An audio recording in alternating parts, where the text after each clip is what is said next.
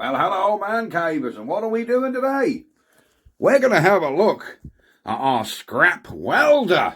There you go.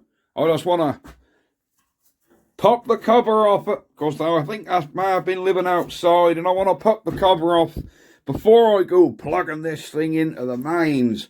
I want to make sure it's dry in there and not a corroded lump of mess. Anyhow, roll the credits and we'll be back. Welcome to the man cave. Let the games begin.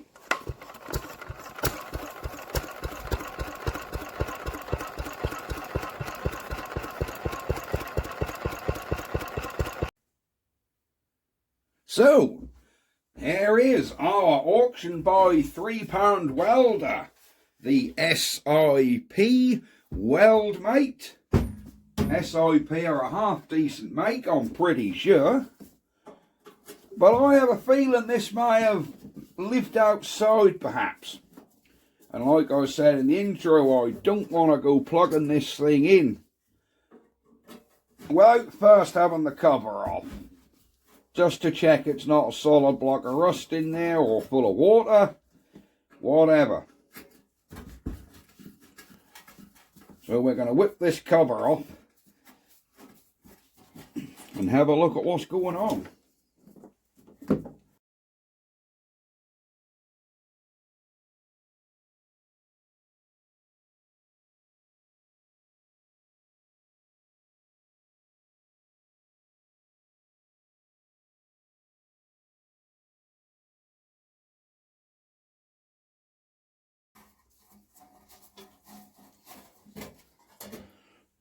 Oh, I'm assuming this cover will now lift off. There we go.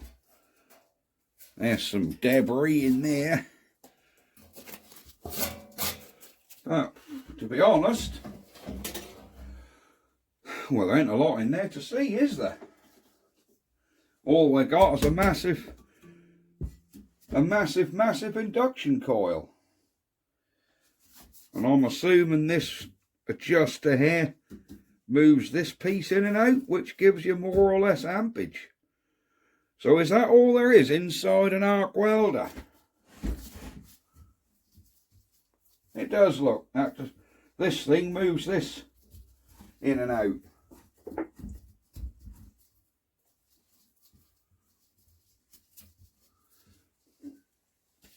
There you go. Let's get some WD on them threads.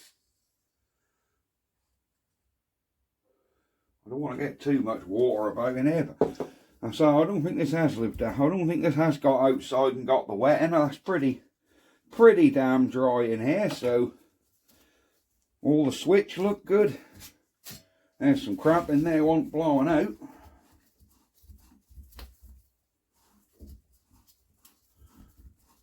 What's this L-shaped bracket up there? Oh, that's our pointer, isn't it? Yeah, that's our pointer, what goes on our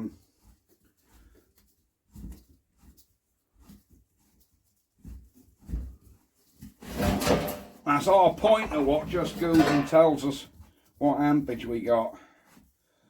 Yeah, I'm just gonna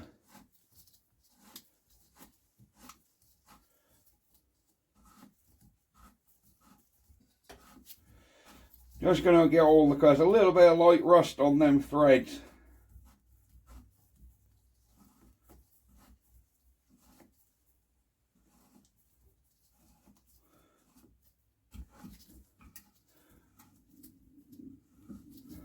So I'm just going to take them off and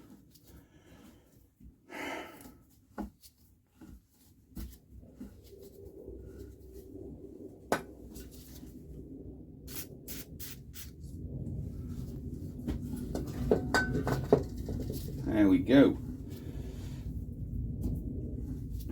Well, I think she don't look too bad if I'm honest. I've seen a lot worse inside things. There you go. Well, there ain't really a lot else to see in here, as all the connections seem good.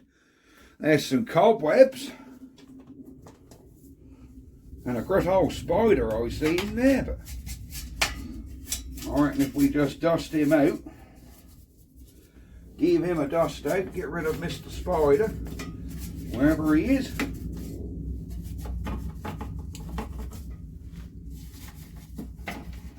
There we go. There's Mr. Spider. Yeah. Perfect. Well, I think that's about all I want to see in there. That looks half decent, don't it? She looks half decent. There you go. There's inside our arc welder. If you guys are remotely interested in what's inside it, that is basically it. That is basically it. So I suppose really we can be putting this cover back on. Now I know that's not a big solid block of mess. Do you reckon this coil?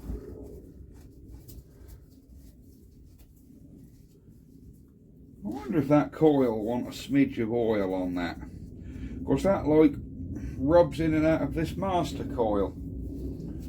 And that looked like there used to be grease on there at some point over the years. Do you know what I mean?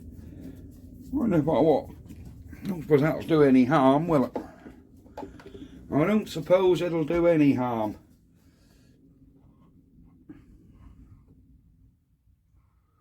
Put a little bit of 3-in-1 on each side of this. I don't know whether that'll do any good, but that might make it a little bit easier to slide in and out. I guess we'll see, won't we? Because at the minute she's a little bit stiff.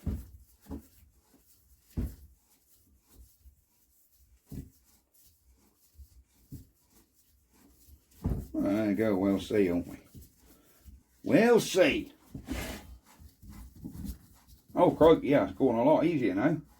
And so it looked like there's sort of congealed grease or something in there. It looked like there used to be sort of oil in there.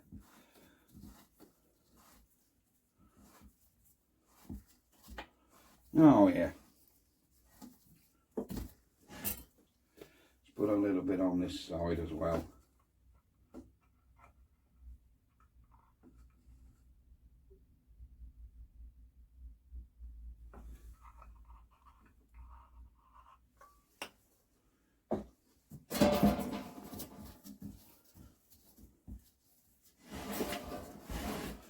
Spin him back. There.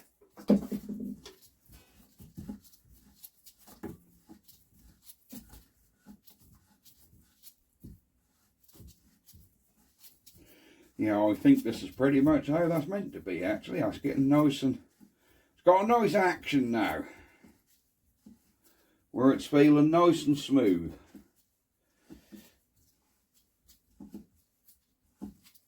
Yeah, that's better. Cause it was a little bit gritty when you were turning it. But now it's actually coming quite nice. There you go. Right. I think we can be getting the top back on this. Yeah, she's there. Right. We've dusted our top off. I think that can go back on.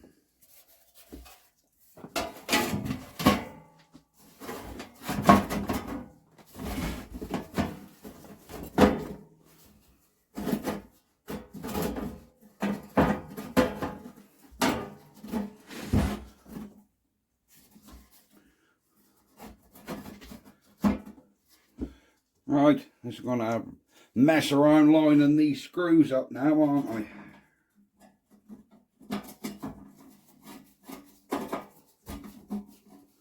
Well, I'm going to get them in slightly loose and we can always tighten them up at the end.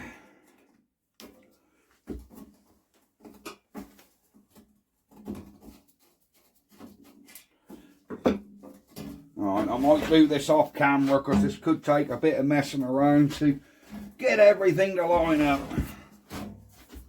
Hang on. Ah, there's my hole, look. We were a little bit out with our hole. That's what she said. Yeah, Ruth there, stop that sniggery.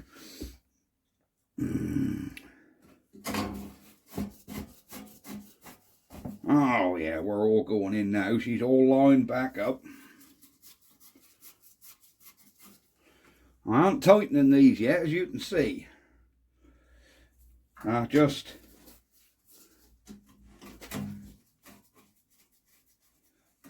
left loose so we can tighten them all up at the end. She got some bloody heavy old wires on the boom.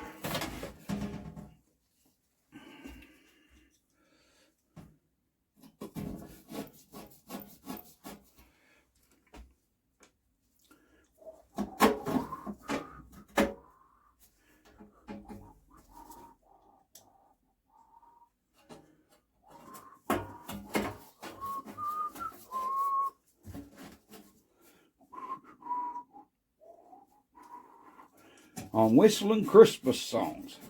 Why, I do not know. Well, there we go. Yep, she's all back together. She's showing the handle's missing off the top. But I think there's meant to be a go handle on the top, which is gone. Right, we can now tighten all these up. And then we'll get this thing plugged in.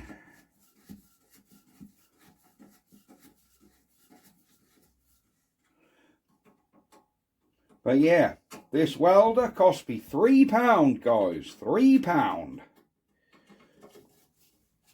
If you wonder why I put scrap in the title of all them videos, well, that's because, like I explained before, when you buy stuff from that auction from the outside, you're buying it as scrap metal. That's why this thing hadn't had to be pat tested. It's just, everything outside is just sold as scrap metal. If they sold it as a welder, it would need pat testing and all that business.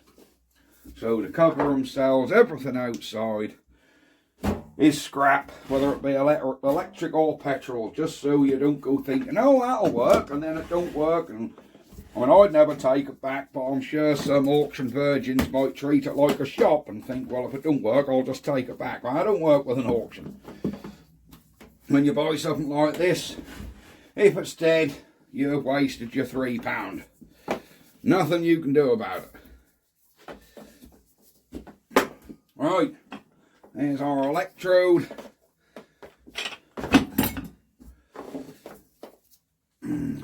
Our earth. And here is our plug.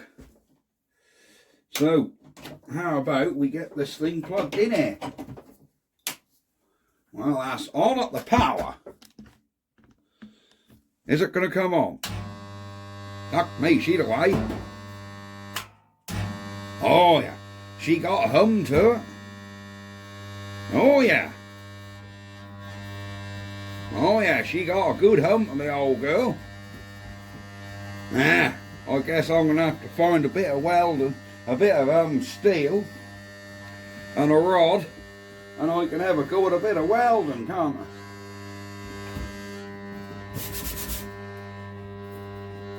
I think I'm going to just clean up this writing on the top there, where it tells you your amps. Oh, it's even a bit, it tells you your rod thickness, look. There you go, that's natty, isn't it? Tells you your bloody rod thickness as well. I always thought that 2.5mm rods needed between sort of 40 and 80 amps. 40 and 100 amps.